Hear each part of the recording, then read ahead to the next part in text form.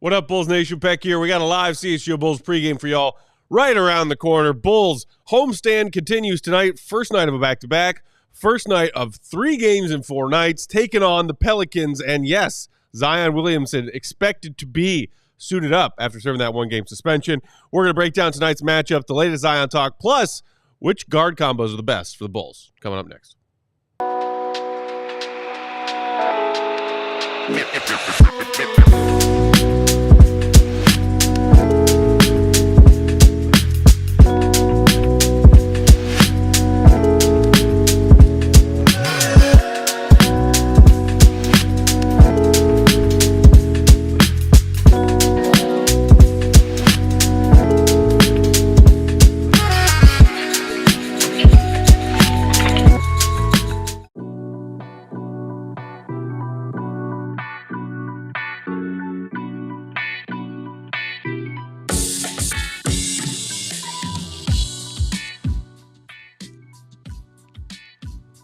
What's going on, Bulls Nation? Welcome into the CHGO Bulls pregame. Coming to you live from our studios here in West Loop, downtown Chicago.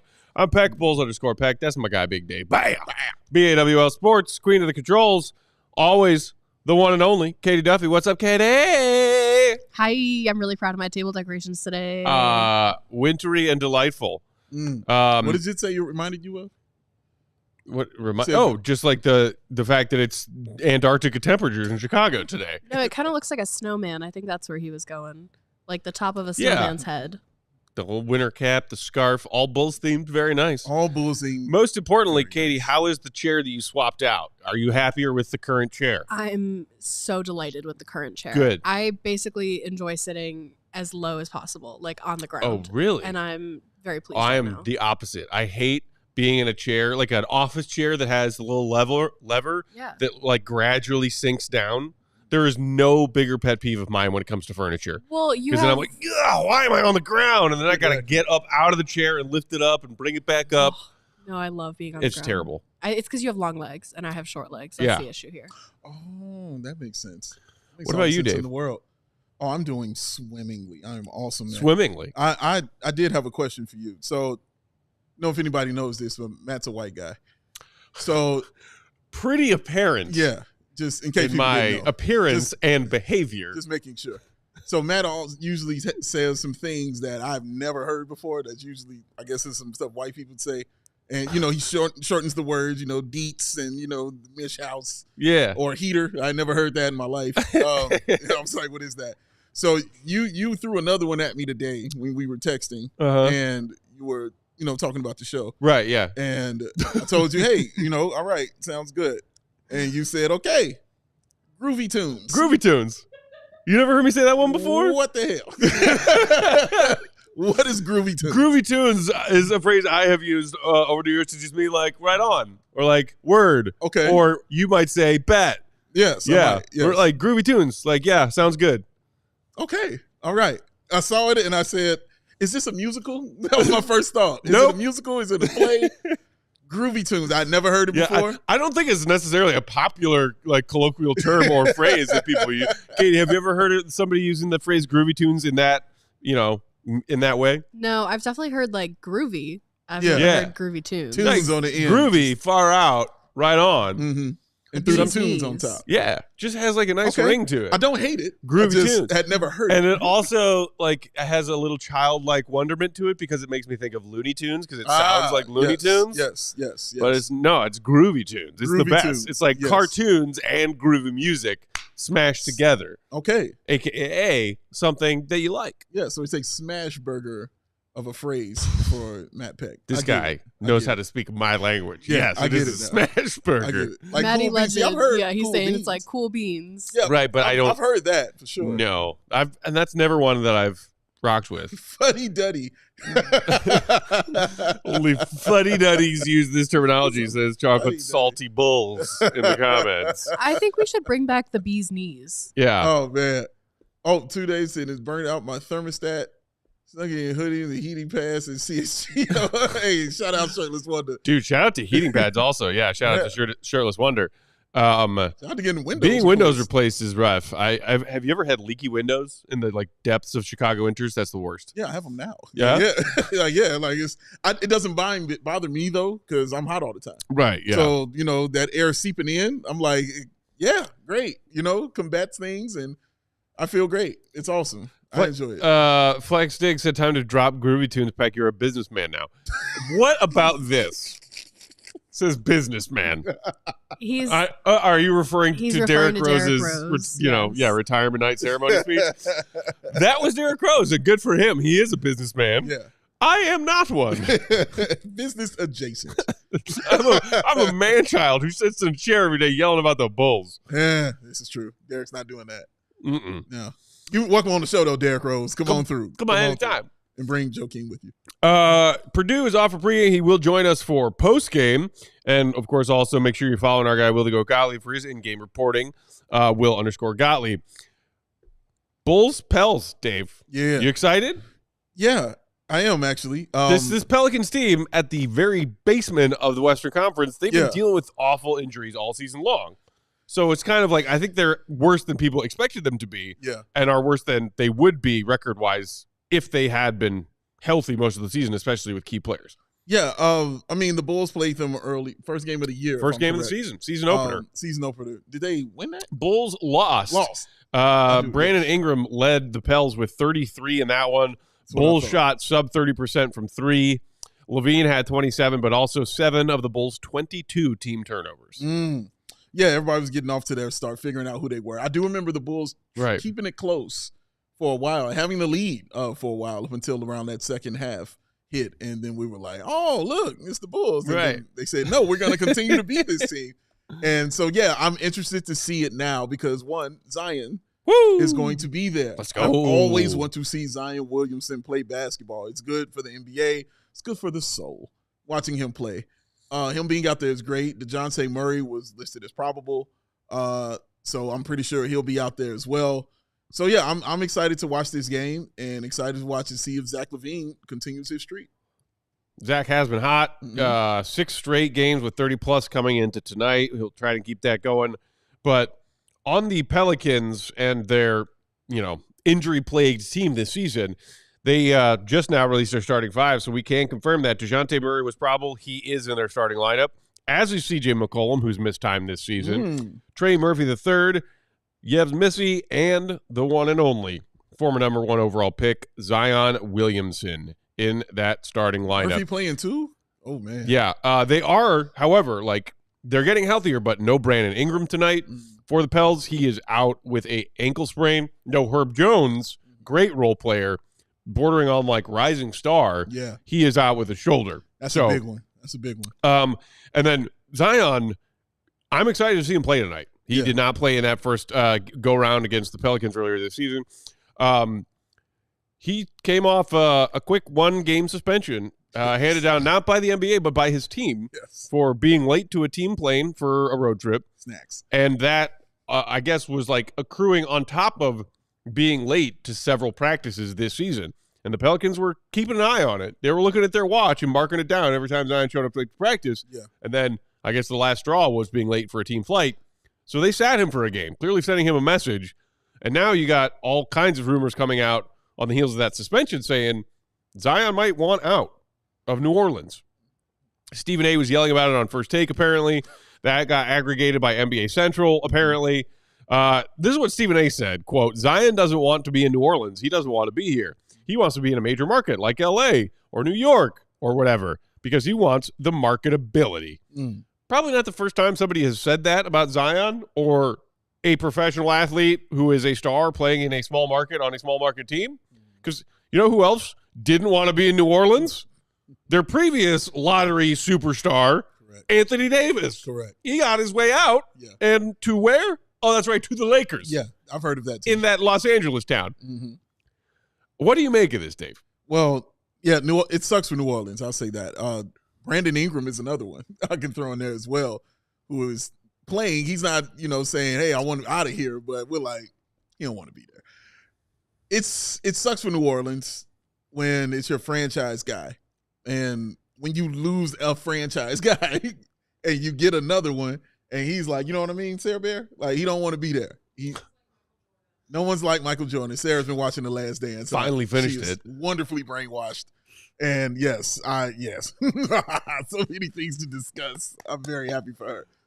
But losing your number one pick, who you were building everything around, who said, I don't want to be here no more, came out with a "That's all, folks" shirt on. Yeah. Because he wanted out. Yep. You get him out of there, and then you luck out again, and you get a phenom that everybody was just clamoring over getting, and you're like, cool, we can reset this team. We'll build around him. We'll get it right. And then he's like, yeah, I don't like it here either. Like, I'd like to go as well. That sucks, man. I feel bad for New Orleans being in that situation. They really tried with CJ McCollum, with Brandon Ingram. They tried to put like legit veteran talent around him. With GTA also, you know what I mean? Like they tried to put some serious guys around them. They did okay in the playoffs. Like, they flashed, just looking like a fun team. And you were like, oh, they could probably be better. And then the injury bug just hit everybody on that squad. And they haven't recovered fully. They're still going through it. Right. So Zion's sick of it. And obviously Zion hasn't been able to keep his weight down either. I don't know what that is. That could be a mental thing that he's going through. Food is delicious. And if you're rich, and you're in New Orleans. Preach. I mean, come on, dog. Like, it's going to go down like that. But, yeah, he's got to get that together and get that right. But it just sucks. It just really sucks for New Orleans to be in this position right now. And it'll be interesting to see. Like, I just saw the latest report from Shams right before we came on to do pregame about Jimmy Butler and that whole saga, and he told Pat Riley to his face, "I don't want to be here. I'm not going to sign a new contract." Told an 80-year-old. And apparently, according to Shams, like the next on Jimmy Butler's to-do list is to go tell Mickey Arison the same thing. Like, oh, okay, Jimmy, we all hear you. But with these star players and these trade rumors, and some of them being, I want out, not my team wants to trade me. Yeah. I saw somebody in the comments just mention it. Brian Genesis saying Zion showcase tonight for a trade to Chicago. Side eye emoji. We brought this up recently because I think it was a Bobby Marks report for ESPN recently. Okay. Where he was citing an anonymous NBA GM who had said, if the Pelicans and Zion decide to part ways, the Bulls are a team that could make some sense as finding a trade partner. And so, of course, Bulls fans started talking about Zion. Of course. Here they are in the comments talking about Zion. The latest today is Zion doesn't want to be in New Orleans. He wants a trade. Yes. Fresh off a suspension the team gave him for not doing what the team wants him to do. It certainly seems maybe not quite as ripe as Jimmy might legit get moved before this trade deadline. Yeah. Maybe the next in line, ripest what's going on there situation among NBA star player names. We toss it out there when that first Zion news rolled around. We'll toss it again. Do you like the idea? Do you not like the idea? Do you hate the idea? Do you love the idea? If the two teams are interested mutually in hypothetically a Zach for Zion swap of some kind. Yeah. My mind hasn't changed on this. I know a lot of Bulls fans didn't like that. Didn't like that we were on the Zion Williamson trade as far as Zach LaVine. Because, guys, I mean, I don't have to go through again, the reasoning why this shit happened and all that other stuff. I'm not going to rehash all that. Y'all, the point has been made exactly why this should go down. But, man, dude, let me just talk to you from an excitement level of having this kind of guy here on this team. Immediately, your team is running as you've been running like all season long. I'm talking about, man, alley-oop central. Just imagine in your brain, we're talking Zion, we're talking Modest, we're talking Ayo, Coby, and Giddey running. Just running, dog, all day long. That is entertaining as hell for me. Mm-hmm. It's not about, who's the better player for me right now. I know what the Bulls are. We know where they're at. And where they should be, they're not there yet. Yeah. Which is worse. They should be worse. Keeping a guy like Zach LaVine is hurting your chances to get that pick for sure. He's having an incredible season, and I love that he's having an incredible season, and I hope it continues that he's having this season. But, oh, my God, you have got to draw the line somewhere. And if you can get a guy like Zion Williamson, who you might be able to say, you know what, we can build around this dude right here, a nice little young core that will be really fun and really entertaining, Or if he says, you know what, I don't want to be here, Bulls. Well, you can easily be, well, that's fine with us too. You can get out because we're not going to give you that extension that you want and that you're looking for. It puts you in a better position for me financially and playing-wise as far as fun is concerned. Right. I'm not worried about winning games. This is all just from a fun aspect and guys getting out on the floor, being able to run the offense that Billy Donovan has put into place right now for this team this season. Zion would be so much fun. He would be.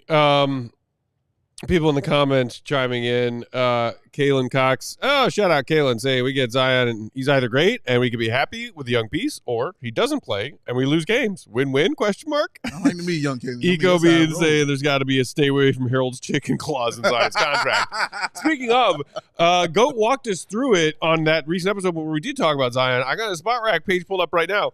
Just a reminder. So Zach's got, this year, next year, and a player option in 26-27 on some serious money. Zion is signed not just a player option, but outright through one season beyond that. 27-28, he's making 44.8. But Goat also pointed out to us all of the stipulations and non-guarantees and clauses, not a Harold Chicken clause, but real clauses in Zion's current contract with the Pelicans about how much he's playing, what he's producing on the floor, games played versus games missed, and all of that. So there is that element to it if you're talking about how, digestible a Zion trade could be. Because let's be honest, he has played 8 of the Pelicans' 40 games thus far this season. Damn. And that is continuing a pretty much, a career-long trend for Zion. When he's out there, he's spectacular. But he's not out there. Like, not even 50% of the time is he out there, and that's not hyperbole. He has not played in even 50% of the potential total games played in his NBA career so far. Yeah. All that being said, I am for it. You know why I am for it? I'm going to be honest with y'all right now. Please do. Our jobs are to talk about the Bulls and engage with other Bulls fans about the Bulls and what this team is doing, and we love it. We do. Talking about whether or not the Bulls should, could, will, won't they trade Zach LaVine is a stale conversation. We've been having it for 5 years. Quite a while. You bring Zion to this town, to this fan base, to this team, it would be great for us. Yeah. Great for us. Because everybody in the comments, bless your hearts, Katie just put up a poll. You want Zion? You like the idea? Do you not? Either way, and while you're doing that, hit the like button. But either way, Bulls fans are going to have an opinion about Zion Williamson. Yes, they are. Which is good news for us. Yeah. So why not? It would be a fresh conversation. And also, here comes cynical Matt. Bulls ain't figuring out how to win anytime soon anyway. Correct. So who cares? Yeah. Let's get a new fun, exciting player in town and a new fun thing to talk about. Yeah. New fun toy. Listen, man. And then a guy who's not going to play all the time. Music's in my ears. I promise you that. Like, seriously, man. Like I saw someone earlier Zach LaVine is too good and too healthy right now. Yeah, I mean, he's phenomenal right now. And I mean, phenomenal, where I was sitting around thinking, is this dude right now like a top 3 player or a top 5 player at least? Like, he is just phenomenal right now. They are winning games and losing games predicated on Zach LaVine and Nikola Vucevic as well. Those are the 2 guys that are your pillars in carrying this Bulls team. And we're trying to take those pillars down so we can build a brand new home. That's all. And Zion needs his rest while we're building this brand new home. I'm okay with all of that, man. But that excitement, Matt, of just Zion Williamson doing Zion Williamson things at the UC would just really excite the fan base and excite us, like you said, man. Mm-hmm. Talking about those 360 dunks. We watched him recently do a 360 dunk, and then we haven't seen him since. Yep. And we're still talking about the 360 dunk that he did. That's what Zion Williamson can actually do. In a game. In a game. Few players are doing that these days. I mean, dude. And, dude, just imagine him with other point guards there as well. Like, even with Josh Giddey, a guy who, like I mentioned before, loves to get out and run all day long. Well, guess what? Having Zion Williamson with him, along with that Modest Buzelis guy, run all day long. That is so much fun. I am in for that kind of fun. And guess who also played with him was Lonzo Ball. Lonzo Ball and Zion Williamson, again, together. That is more fun. I am for all of that because it is just so much fun to watch this and watch it occur and watch it happen. So many dunks, Matt. So many dunks. Do this. Well, What do you need Zion for dunks for? We got Patrick Williams in town. See, why you talk about beating a dead horse? Mr. Unrealized Profit in the favorite. comments saying you have to be, quote unquote, interested in Zion. Heath not agreeing in the comments. Zion is never healthy with $40 million a year. I don't think he'd be a good Bulls fit. Flip side, Zion will be late for practice and flights due to Portillo's. Portillo's, Harold's, take your pick. It also would not be his fault. Chicago has amazing food. Incredible food. Amazing food. Yeah. Believer saying we need a big change. This would be a big change that gives us potential to be dangerous if things pan out. That's very true. To your point about the guys that he might play with, and Giddey specifically, and loving to run and get that up-tempo offense. Shout out to James Knight in the comments. He said, Peck ain't entertaining anything that involves Josh Giddey in future plans. LOL.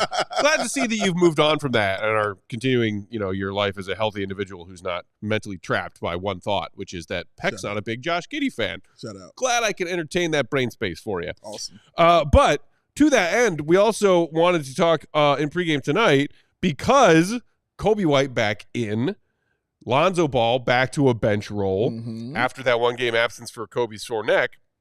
So tonight it's Coby, Giddey, Zach, Pat, Vooch, which has come to be essentially, especially since Ayo Dosunmu went out, more on him to bet, the go-to starting five for Billy. Yes. But you wanted to talk about the ideal guard combos because we saw what Giddey and Lonzo starting together looked like on Sunday. Yes. And it was pretty cool. Yeah, and I really had just been thinking about it the entire time when it happened because I was very excited to sit and watch that because Josh Giddey, guys, he might still be here, depending on his contract and all the other stuff and what the Bulls pay him. So they didn't make this trade for Caruso to just have a one-and-done guy, so you have to really take that into serious consideration that he's going to be here. My next step is, okay, well, who are we putting around him? What helps him? I've already said Modest Zealous definitely helps a guy like Josh Giddey. They have a connection. If you watch the few minutes on the floor together that they play, there's a connection there with those two. I promise you. So the other thing is the other guard playing next to you. Who is that going to be, and what will that look like? We've seen what it looks like with Coby, and Coby shines and Coby does what Coby does. We've seen what it looks like with Zach LaVine. I had never seen what it looked like with Lonzo because both of those guys kind of play the same position and do the same kind of things. Lonzo is a little more like, oh, you need to do that? That's fine. I'll just do it over here this way. Giddey is more Crash Bandicoot, more Tasmanian Devil. You know what I'm saying? More of that kind of style, bro. So I was very interested to see who would work well. That was my question. Who works well with Josh Giddey? Which guard works well? Right. And so just like when Purdue says, hey, I want to talk about fill in the blank in pregame, you said you wanted to talk about that in pregame. So I went and found some numbers, and I crunched them. Shout out to you. If you will, Katie. So here are these three different options on combos of Bulls guards this season, what they're doing on the floor. Coby White and Josh Giddey, Lonzo Ball and Josh Giddey, and then for comparative purposes also, I threw in Coby White and Lonzo Ball playing together. Okay. Obviously, Coby and Giddey have the most minutes played together on the floor by a wide margin in this trio of of twosomes because they are primarily starters all season long. Lonzo's been on a minutes restriction coming off the bench. Sure. But so in just over 600 total minutes played so far this season, a respectable 70 assist percentage for Coby and Giddey on the floor together, 2.31 assist to turnover percentage, a plus minus of beep 0.0. Beep, beep, beep. Not bad, not great. No. The thing that I learned when I compared these two-man guard lines for the Bulls earlier today, Dave, is that Lonzo good. I mean, it was like relearning that because of the eye test and because we know that Lonzo's on-off numbers already this season have been like wildly good. Sure. Look at what Lonzo and Giddey do together in 143 minutes, an even better assist percentage than Coby and Giddey, even better assist to turnover percentage, and a plus 4.5 plus minus on the floor. Coby White and Lonzo Ball, 162 total minutes, the highest of these three combos in assist percentage, just a shade under the assist to turnover percentage of Lonzo and Giddey, and not quite as impressive plus minus wise at plus 2.7. So that's what I took away from that mathematical exercise when I was looking at those two-man lineups earlier today. It's like, okay, Coby and Giddey, new teammates, trying to figure out how to play with one another, and obviously larger sample size, and the Bulls being who they are as far as quality of team. with that larger sample size, you're going to get a plus minus closer to 0.0. Sure. Lonzo's numbers in that sense are inflated because he's doing a lot in few minutes. But that's what you learn. Lonzo Ball can do a lot with a little. Exactly. And he's a guy who, like I said, he's a guy that adapts. You know, he's kind of like a chameleon. You know what I mean? He'll take on any shape and he'll help. He's like water. You know what I mean? Like, shout out Kendall Gill, be like water. He used to say a lot. But, yeah, man, he'll take on any shape and any form to fit what we're trying to do here on offense as the Chicago Bulls team. So you watch that game. Lonzo Ball took so many threes. And he hit so many threes. Mm-hmm. But that was his offense. And that reminds you of first-year Lonzo Ball. Because first-year Lonzo Ball, that's what he was doing. Taking a ton of threes. He wasn't going to the bucket. He wasn't doing those kind of things. That was his offense, a ton of threes. Why was it like this again with Josh Giddey? Well, because Josh Giddey's game is I'm getting the ball, I'm going. I'm going to be clogging the paint a little bit because my head's down and I'm going there. I'm getting the rebounds as well. And I'm starting that break all the time. So those are the things that also Lonzo Ball can do for your team as well. But Lonzo's like, well, what's missing? What can I do to help this team and what's missing in this? Giddey's not a three-point shooter. Guess what I'm about to do? I'm about to stand out here and take these threes. And, of course, that help defense also that Lonzo can provide is another reason why you like to see those two guys together. So they kind of fit each other. And then on the defensive end, Lonzo picks up what Josh Giddey cannot really do well, which is be a great defender or a good defender like that. But on the offensive end, it allows Josh Giddey to continue to be him, to continue to run into the paint, to continue to snatch those rebounds and just keep his head down and go to the bucket and try to score, man. I think it works together. I'm not saying it doesn't work with Coby, but Coby also is a catch-and-shoot guy. But Coby needs to have the ball in his hands as well. Yeah. For him to be truly, truly impactful on your team. Right. Lonzo Ball is not the same way. Rob in the comments saying what Lonzo does is when his shots when he's not shooting well, everything else, he does everything else well. True. James pointing out that Zoe is great helping out on defense. Yeah. Reginald I can see a trio of Giddey, Zach, and Io being nasty offensively and defensively. And mentioning Io, French Bulls fan in the comments pointing out that Io is expected to be back tomorrow, according to Billy Donovan's pregame media availability. Been nursing that calf a while, not active tonight, but expected to play tomorrow. Meanwhile, Lonzo's in there tonight, active coming off the bench, and is expected to sit tomorrow, second night of back-to-back, normal knee surgery, injury management stuff. Yeah. But because Io came up, I was also curious, I know that for that exercise, you were looking at Lonzo specifically and Coby, and which could be a better pair with Giddey. Yeah, I knew Giddey Io is was in the team's long-term plan. Specifically. We know that Io's around and is just, coming back from this injury. But the two-guard lineup of Coby and Io, again, like Coby and Giddey, way more minutes of a sample size to pull from compared to either of them involving Lonzo. Coby and Io shared the floor for 555 minutes this season.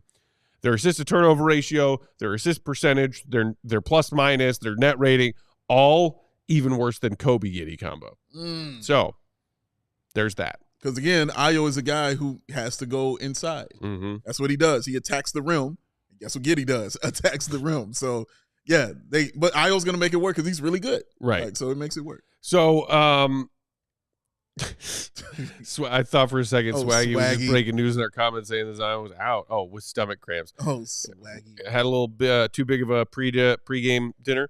But so Zion, McCollum, like you got your hands full. Yeah. No Brandon Ingram, who torched the Bulls back on their season opener. Right. If you're Billy and the Bulls defensively, what do you try and prioritize? What do you take away? I mean, it's not a great three-point shooting team. They're a middle of the pack team from a pace perspective. Yeah, I'll say this. I mean, CJ McCollum's been cooking. As of late, he had a 50-point game for goodness sakes. Like he's been doing his thing. That would be my priority is trying to take away him because he also had a good game against the Bulls when they first played as well, and he just knows how to get to his spots and score. That's what he does. So Brandon Ingram won't be in there to terrorize the Bulls because they have nothing for a guy like Brandon Ingram.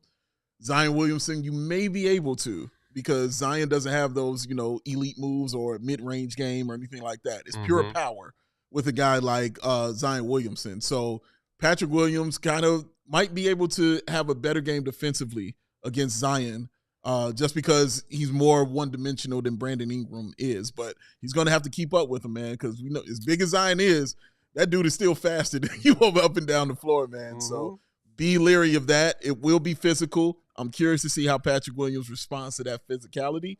But, yeah, C.J. McCollum is going to have to be the guy that they try to take away. Meanwhile, for the Bulls, I think the key tonight is do the opposite of what you did the first time you played this team. It doesn't matter if it's Brandon Ingram or Zion Williamson out there. The Bulls shot poorly and turned the ball over like crazy when they played the Pelicans back in October. When the Bulls shoot well and don't turn the ball over, they give themselves a chance to win against any opponent. That's what I heard. So, and the Bulls with this recent stretch of games have been shooting the ball better again. You mentioned Lonzo caught fire the other night. Zach's been hot. Coby's had a couple of hot games. He back in the lineup tonight.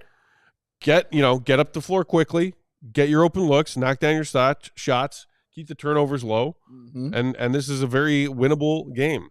It's a winnable game. It can happen, guys. So we'll see if they do it. And again, we'll see if Zach LaVine keeps that streak going. Very interesting to watch. Straight games with 30+ from Zach LaVine. That streak on the line right now. We have passed the 7 o'clock hour Chicago time. Tip off right around the corner. We will get out of here. Hit the like button. Thanks for joining us for pregame. Appreciate y'all. Thanks for hanging out in the chat. We will be right back here for postgame. We'll slide a third chair in here. Uncle Will will join us. We'll hear from Will the Goat and talk about whatever we all just are about to watch. So enjoy the hoops. See you. Be good. Peace. Groovy tunes. Groovy tunes. We all silly like the mayor.